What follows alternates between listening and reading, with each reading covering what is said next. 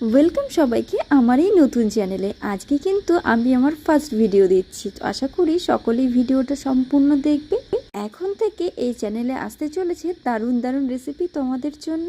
চলো তাহলে আজকের রেসিপিটা শুরু করা যাক। সবাইকে আমার হাতে দেখতে পাচ্ছ মাটির থালা, এই মাটির থালা ভর্তি আছে এতগুলো আলু।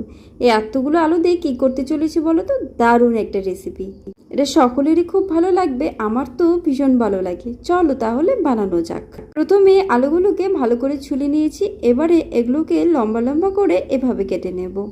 যতটা পাতলা করে কাটা যায় ততটাই কিন্তু পাতলা করে কেটে নিতে হবে। এবারে এগুলোকে ভালো করে আমি পরিষ্কার করে ধুয়ে নেব আর জল ঝরিয়ে রাখবো।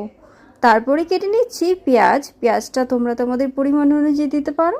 তার সঙ্গে আমি কেটে নিচ্ছি কয়েক টুকরো কাঁচা লঙ্কা, আর এখানে আছে গোলমরিচ গুঁড়ো আর আদা রসুন বাটা, আর লাগছে একটা ডিম। আর এই ডিমটা তোমরা তোমাদের আলুর পরিমাণ অনুযায়ী দিতে পারো, আমার তো একটাই লাগছে তাই একটাই দিচ্ছি। দেখো আলুগুলো কত ঝরঝরা হয়ে গেছে, তাই না? এই ঝরঝরা ভাবটা কিন্তু যত থাকবে ততই কিন্তু ক্রিস্পি ভাব আসবে। ক্রিস্পি জিনিস তো সকলেরই খুব পছন্দ। এবার এখানে দিয়ে দিলাম সেই মশলাগুলো, আদা রসুন বাটা, গোলমরিচ গুঁড়ো আর ফ্যাটানো ডিমটা। আর এগুলোকে ভালো করে এবারে মাখিয়ে নেব। তোমরা কি বুঝতে পেরে গেছো যে এটা কী করতে চলেছি? বোঝোনি না?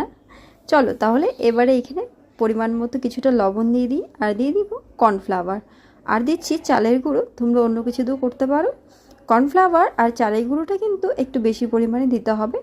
আর দিয়ে দিচ্ছি একটু হলুদ। হলুদটা তোমরা নাও দিতে পারো, আমি কালারের জন্য দিচ্ছি। দেখো কালারটা কি সুন্দর আসবে। চলো রেডি তাহলে ভাজার জন্য, ভেজে নেওয়া যাক। জানো তো আলু আমার ভীষণ পছন্দ। তোমাদের কার কার পছন্দ কমেন্ট করে জানিও। এই আলুর জন্যই কিন্তু ছোটোবেলায় আমাকে সবাই শোনাতো আলু খেলে নাকি চালু হয়। পরে বড় হয়ে বুঝতে পারলাম কি বোকাটাই না বানাতো। চলো ভাজা এবারে দেখিনি কতটা হয়ে গেল। এই দেখো প্রায় ভাজা আমাদের কমপ্লিট। এটা কিন্তু বিকেলে খাবার জন্য দারুণ একটা খাবার। তোমরা এটা কী নামে জানো সেটা কিন্তু জানিও। এটা কিন্তু আলু ডিমের পকোড়া। আর কারা কারা করে খেয়েছো বাড়িতে এরকম সেটাও কমেন্ট করে জানিও। আর আমি ওপর দিক কিছুটা ছড়িয়ে নিলাম চাট মশলা, আর নিয়ে নিয়েছি কিছুটা আচার। তোমরা অন্য কিছু দিয়ে খেতে পারো। আর এটা খেতে কিন্তু দারুণ ছিল। দেখা হচ্ছে নতুন একটা ভিডিওতে। টাটা।